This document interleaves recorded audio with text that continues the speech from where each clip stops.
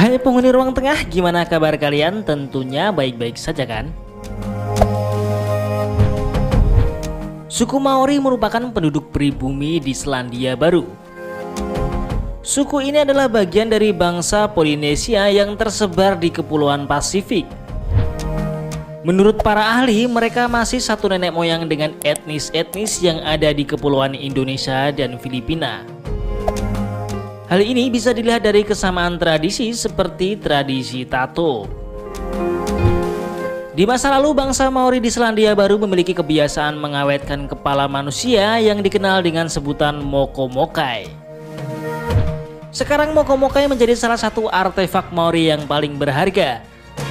Kepala-kepala yang diawetkan itu dihiasi dengan tato tamoko yang merupakan bentuk seni tradisional bangsa Maori. Mokomokai pernah menjadi barang dagangan pada masa perang musket di awal abad ke-19. Raut-raut tato melambangkan status sosial yang tinggi dalam budaya Maori.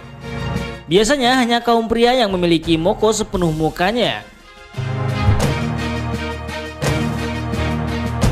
Ketika seseorang pemilik moko meninggal dunia, biasanya kepala orang itu akan diawetkan. Pertama-tama otak dan bola-bola mata dikeluarkan, kemudian semua lubang ditutup dengan serat rami dan getah. Kepala itu kemudian direbus atau dikukus dalam oven sebelum diasapi di atas api terbuka dan dikeringkan di bawah matahari selama beberapa hari. Terakhir, kepala itu dilumuri dengan minyak hiu. Kepala mokomokai yang dirawat oleh kerabat orang yang meninggal lalu disimpan dalam kotak-kotak berhias dan hanya dikeluarkan saat upacara-upacara suci.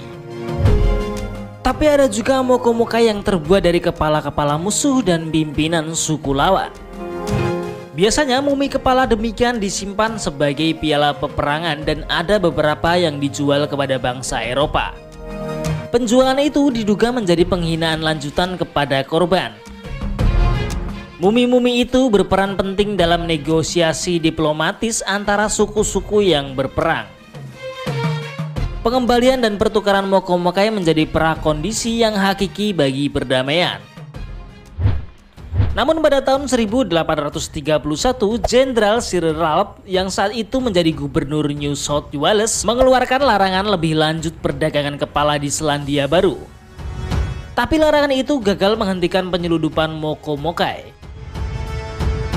Ekspor toyo moko ini diduga baru sangat berkurang pada tahun 1840 dengan penandatanganan perjanjian Waitangi dan Selandia Baru pun kemudian menjadi koloni Inggris. Salah satu pengumpulan paling terkenal toyo moko tersebut adalah seorang perwira militer Inggris yang bernama Mayor Jenderal Horatio Gordon Robley. Ia bertugas di Selandia Baru pada masa Perang Tanah di tahun 1860-an. Robley memutuskan untuk mengumpulkan sebanyak mungkin mokomokai hingga akhirnya memiliki koleksi sebanyak 35 kepala. Ia memang tertarik dengan etnologi dan kagum pada seni tato, apalagi karena ia pun seorang penggambar ilustrasi berbakat.